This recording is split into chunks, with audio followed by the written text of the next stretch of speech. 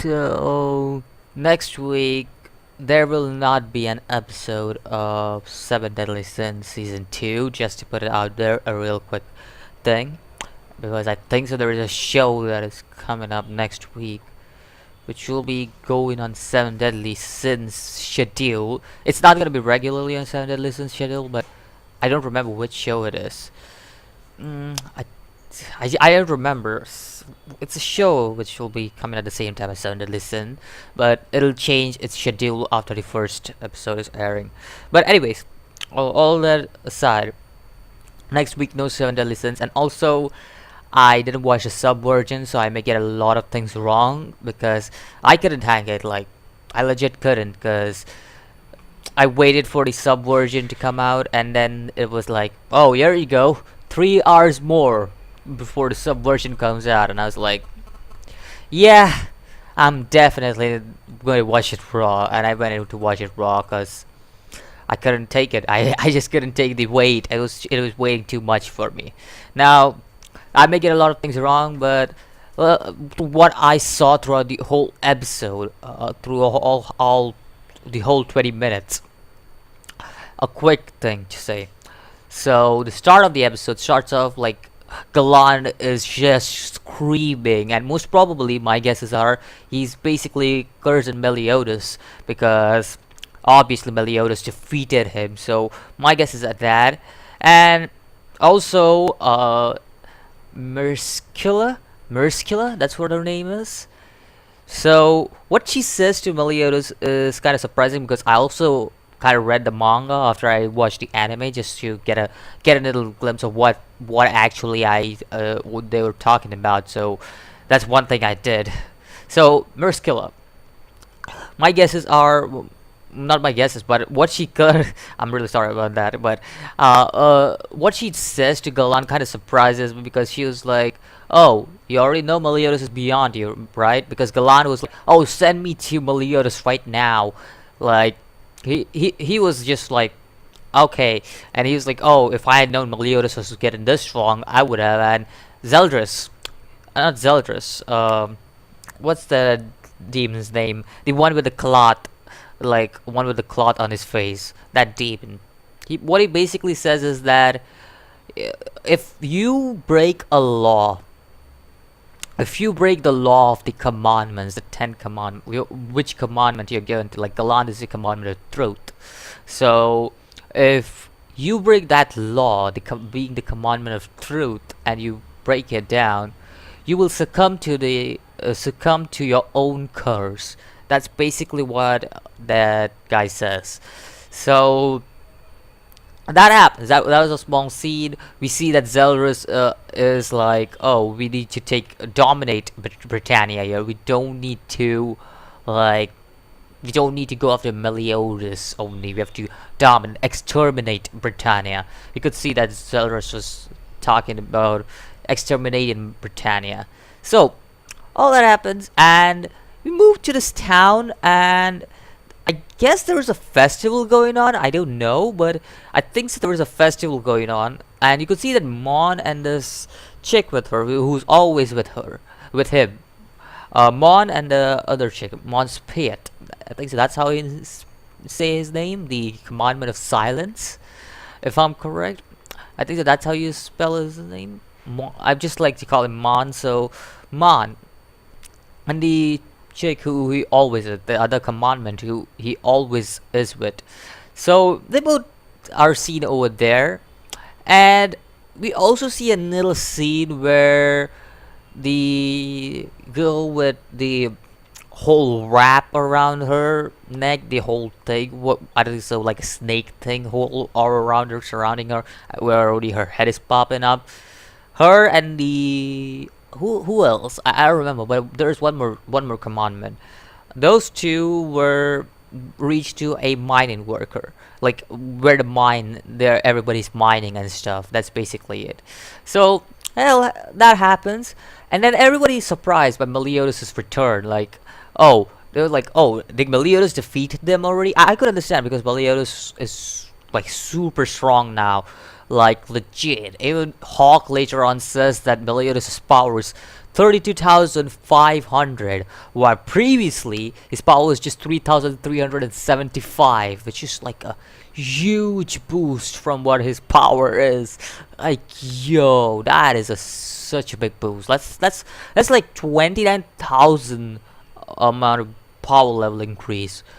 That's like a Super Saiyan multiplier. Like Goku was a normal in the base is like what?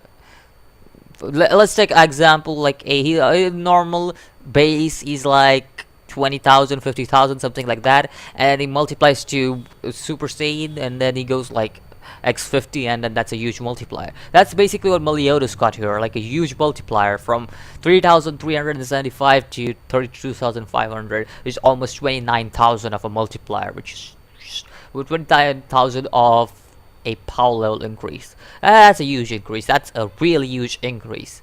So all that aside, Meliodas like makes an appearance. He's like, "Oh, I just had to give them greeting," because everybody is surprised. Like, "Whoa, wait! Why did you make a what? You already defeated the sins? Not the sins, the commandments. Don't tell us yet that you defeated the commandments yet." And Meliodas was like, "No, I just went to greet them. I wanted to greet them. That's all I wanted to do." And King gets angry. Obviously, King doesn't trust Meliodas, so he was like, "Hey, are you trying? Are you trying to get a skill? You just provoke those guys. That's all you did." And correctly, Meliodas' plan was to provoke those guys, because Meliodas wanted to provoke the commandments so that he could separate, and Meliodas could take them down one by one. So that's basically what his plan was, to take each and every commandment one by one. So basically, that's because Meliodas, even with his all power, he couldn't take on all the 10 commandments. He had to go one by one and one by one. I mean, one, like in a line. He didn't want to go all out on all of the commands because he knew that he couldn't take on all of the commandments. So Hawk comes out. Hawk comes out with like a dragon because he ate a dragon. I was like, whoa, what? He ate a dragon? Hawk was eaten by a dragon and he ate a dragon. Like, what? And then Arthur and Gauthar come out, and Arthur, he has something on his head, like cat-like figure. I was like, whoa, what? Whoa, what? What? And then the mask guy, I don't remember his name, he comes out with Grimoire. I was like, yo, wait, why is Grimoire a kid again? Like, what happened here? Like, there's so much that I didn't know. Like, what happened to Hawk? I was like surprised, like, whoa, Hawk? What happened to Hawk? I mean, Hawk wasn't that surprising. I mean, he got dragon form after eating up the dragon. It's not that surprising. Arthur and Gauthar, they were doing something weird. I don't know what. And how did Grimoire and the mask dude like come out like that? Like the mask dude just comes out with a baby Grimoire. I was like, what? Wait, what? We also find out that Elizabeth, basically she fails a test. So straight away, I'm not gonna even go through all that scene because it was just a goodbye scene because they were leaving the forest of druids. So basically, Elizabeth, Zaniel, how you say her name? It's pretty hard. I can't tell that name. It's pretty hard to pronounce, but she doesn't put a seed inside Elizabeth's cup so that it could grow. That's basically what she was trying to do. Elizabeth was trying to grow a seed, but Zaniel, she didn't put any seed in the cup because she wanted to take Elizabeth away from Meliodas, as Elizabeth is the reincarnation of Liz. So that's the reason why she wanted to take away her from Meliodas, because Liz pretty much, you could see that Zaniel, she pretty much feels for Meliodas. She has romantic feelings for Meliodas, but it's not the notice me senpai type of thing, but it's like she doesn't want to Meliodas to suffer the same kind of feeling he had, like same kind of fate Liz made. She doesn't want that to happen with Elizabeth, and then Meliodas goes again into rage mode. She doesn't want that. Now, all that aside, we also see the that power boosts for Guild Thunder and Hauser. They're not huge. They're not huge at all. They're like 3,000. That's basically how much the power boosted. Like, I think the Hauser got like a little higher than a Guild Thunder when it comes to power boost. But Guild Thunder, he got only 3,000. His power increased to only like 3,000. I was like, I mean, his power, not 3,000, god damn it, 300. What? What the hell? 300, there you go. So, Guild Thunder and Hauser, they're pretty much like around that 300 mark increase on power level, meaning the Guild Thunder's power level was around 2,300, and so was Hauser's. So they were equivalent, almost equivalent, like with tiny difference. Hauser was little greater than Guild Thunder, if I'm correct.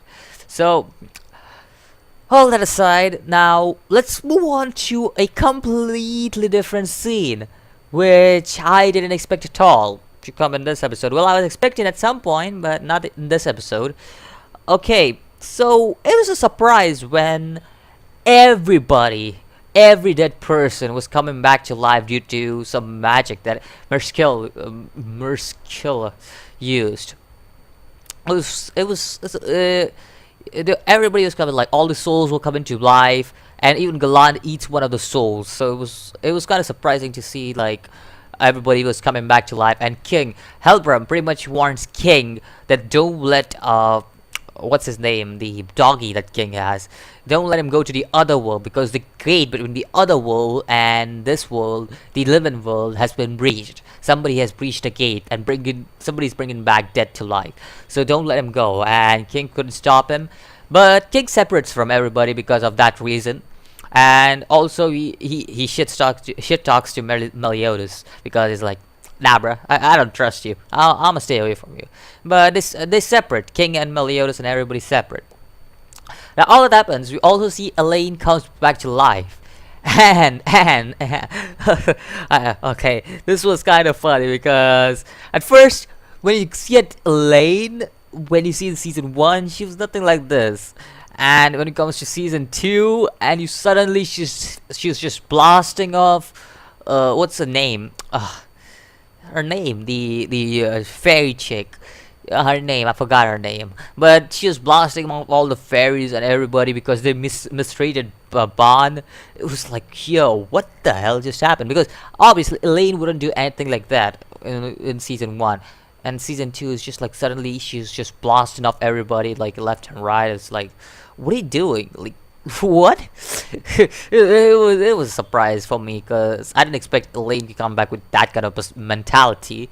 Well, I was expecting her to be a revengeful spirit or something, like, you know, like a revengeful spirit comes back to life, wants to take away your life and stuff. I was expecting that, but I didn't expect this all of a sudden, where Elaine just comes on, blasts off people who have heard Bon.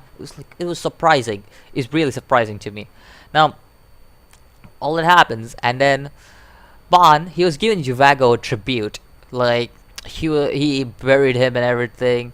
He was giving him a tribute, and a guy just pops up next to him and arises from dead near Jericho, and Jericho's like, oh, no, how did this guy come back to life? Because not only that, but it could also be the trauma why she couldn't do anything. And I can understand when you see somebody's face melted off and stuff, and you could, wait, before anything, I have to give props to that one scene where I saw 2 kids biting off a fat man. I was like, whoa. That scene was like, whoa, what happened there?